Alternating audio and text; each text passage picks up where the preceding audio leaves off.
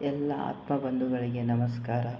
ಮೊದಲಿಗೆ ಬ್ರಹ್ಮಶ್ರೀ ಪತ್ರಿಜಿಯವರಿಗೆ ನಮಸ್ಕರಿಸುತ್ತಾ, ಈ Indian and challenge ರೂವಾರಿಯಾದ Ayyappa ಪಿಂಡಿಯವರಿಗೆ ನಮಸ್ಕರಿಸುತ್ತೇನೆ.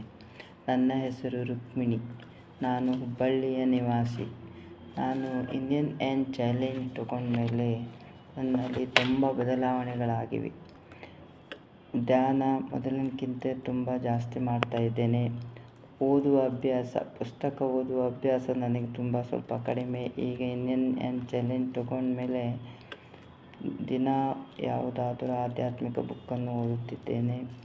ಮತ್ತು ಅನುಭವ ಹಂಚಿಕೆ, ಯಾರಾದರೂ ಫ್ರೆಂಡ್ಸಿಗೆ, ಪಿರಮಿಡ್ ಮಾಸ್ಟರಿಗೆ ಫೋನ್ ಮಾಡಿ ಅನುಭವ ಹಂಚಿಕೊಳ್ತಿದ್ದೇನೆ. ಅವರ ಅನುಭವವನ್ನು ನಾನು ಕೇಳ್ತಿದ್ದೇನೆ, ನನ್ನ ಅನುಭವ ಅವರಿಗೆ ಹೇಳ್ತಿದ್ದೇನೆ.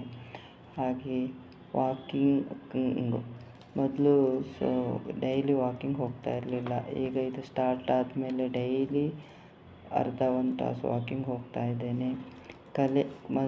ಕಲೆ ಅಂತ ಬಂದಾಗ ನಾನು ಪೇಂಟಿಂಗ್, ರಂಗೋಲಿ ಹಾಕ್ತಾಯಿದ್ದೇನೆ, ಪೇಂಟಿಂಗ್ ಮಾಡ್ತಾಯಿದ್ದೇನೆ. ಹಾಗೆ ನಾವು ಉಡುಪಿಯವರಾದ್ದರಿಂದ ತುಳು ಭಾಷೆ ಅಷ್ಟು ಚೆನ್ನಾಗಿ ಬರ್ತಾ ಇರಲಿಲ್ಲ. ಹಾಗೆ ತುಳು ಭಾಷೆಯನ್ನು ಕಲಿತಾ ಇದ್ದೇನೆ.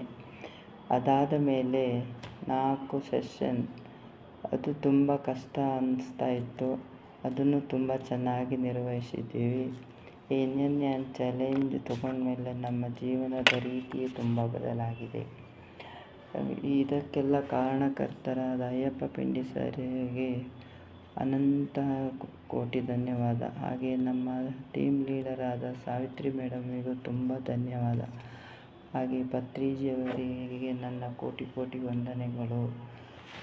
ಪತ್ರಿಜಿಯವರು ಧ್ಯಾನ ಜಗತ್, ಪಿರಮಿಡ್ ಜಗತ್, ಸಸ್ಯಾಹಾರ ಜಗತ್. ಜೈ